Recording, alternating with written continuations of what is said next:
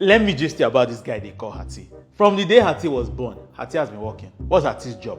Carry important supply from this place and send it to other vital places. Hatti has been working since the day he was made. He has never gone on break, he has never gone on leave, he has not even done holiday. Now, the problem is the day Hatti goes on leave or he goes on break, things around him start to die. Why? Because all those people depend on Hatti. But the Hatti that is doing the work also needs the vital supply of the things that he's supplying himself. So it's very important that Hatti himself is fed well, and not just fed well, fed adequately.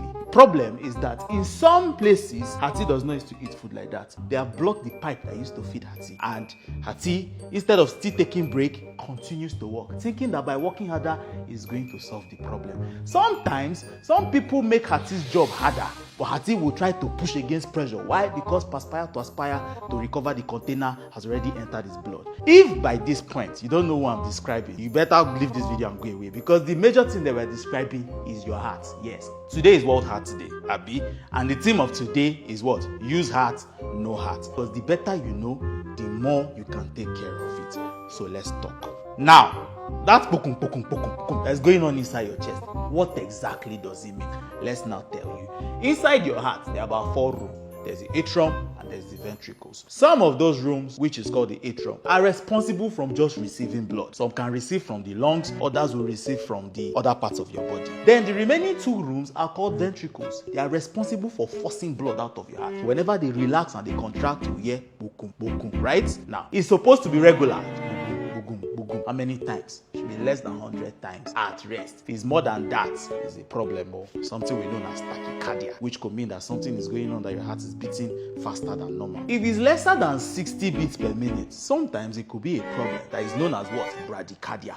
But in people who have trained their hearts, athletes, they are, they've done all the running in the world. It could also mean that they've trained their hearts well enough to handle lower pressure, so that when they run faster, it does not go very high. The heart that is doing the since the day you were born also needs to be supplied by blood itself. Now, the things that supply the heart, the blood, is what we know as coronary arteries. Why are we mentioning these arteries? Because these arteries are very, very, very, very important. Because the next things we're about to say are some of the things that damage the hearts of people. Number 1, hypertension. We have been saying it since. Hypertension is a silent killer. It does not have any symptoms. You need to understand how it affects your heart. How? Simply because in hypertension, one of the major things that happen is that the blood vessel, instead of being normal, is about narrowed. So it's harder for blood to go through those vessels, increasing the workload on the heart. If the blood has more pressure to work against, what happens? It starts to pump more. If it pumps more, it starts to get bigger. But the problem is, as the heart is getting big from hypertension, the room inside is not getting bigger. The room inside is getting smaller because the muscle is getting bigger.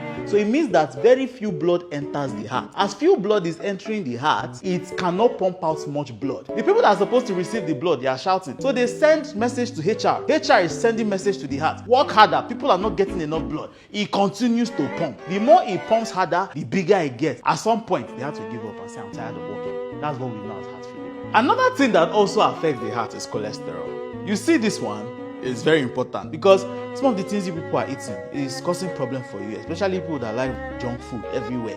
Some of the things they do is that they increase the level of cholesterol in your body. But not just any kind of cholesterol, they increase the one we call LDL, which is low density lipoprotein, which is bad for your heart in very high amounts. Now, what this cholesterol does is that after a while, if it's too much, because the body does not like to waste things, it will go and start dumping it in places, which is where? Sometimes inside your blood vessel. So you can have your blood vessel like this and it has dumped it inside. If it dumps it inside, it reduces the space that is inside the blood vessel, increasing the pressure that the heart needs to pump against. Other times, it can even deposit in the vessels that supply the heart. Remember, we talked about the coronary arteries. Some of you have already forgotten. Come back. Inside the coronary arteries, if it deposits inside, it's reducing the amount of blood that gets to the heart itself. And if the heart is not getting enough blood, some of those heart muscles start to die off. Before you know what's happening, cardiac ischemia. Before you know what's happening, heart attack. So my dear, if you have not checked your cholesterol levels, you need to start going to the hospital to go and check and start reducing the things that contain very high cholesterol.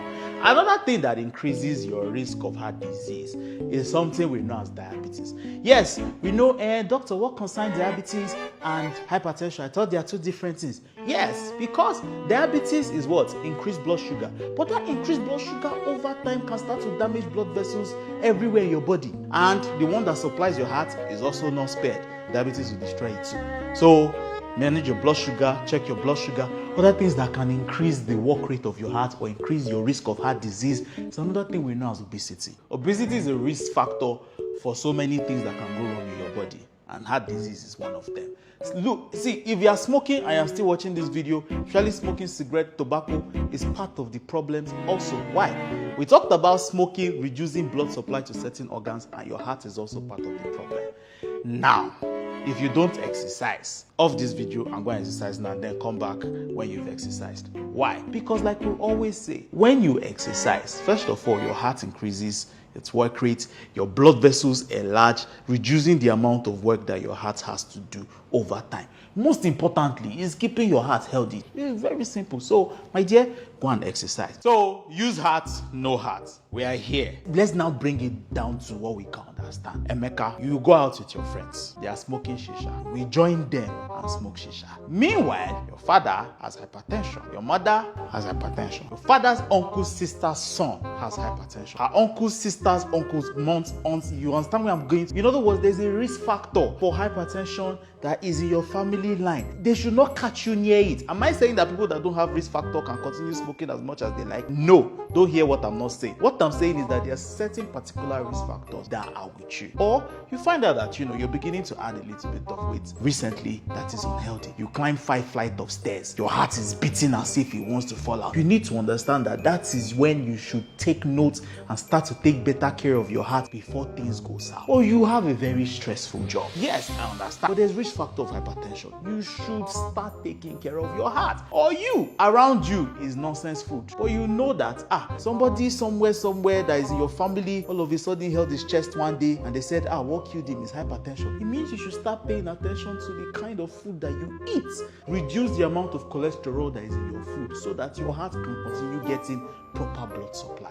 But what's important for almost everybody is this. Number one, you should exercise. No matter how many forms of exercise, if you cannot run, walk. So try to do at least 10,000 steps per day. Number two, stop smoking. See, there's no benefit of smoking in this world. Tell me one benefit that's good for your body. None. So why are you taking it? Number three, alcohol. Yes, those of you who take insane amounts of alcohol, it also affects your heart. Number four, check your blood sugar. Look, any combination of diabetes and hypertension or heart disease at the same time is usually very deadly. One final thing that I need you to understand is that there are some things you can change and there are some things you can't change when it comes to risk factors for heart disease. But we'll start from the things you cannot change. Number one is your age, because over 35, the risk for coronary heart disease starts to increase. Number two is your gender. It has been found through research that men are more at risk of heart disease. Number three, if you're black, you need to know that you are at higher risk of heart disease than other people. Look, the things that you can change, that is why we are here, so that you can focus on those ones.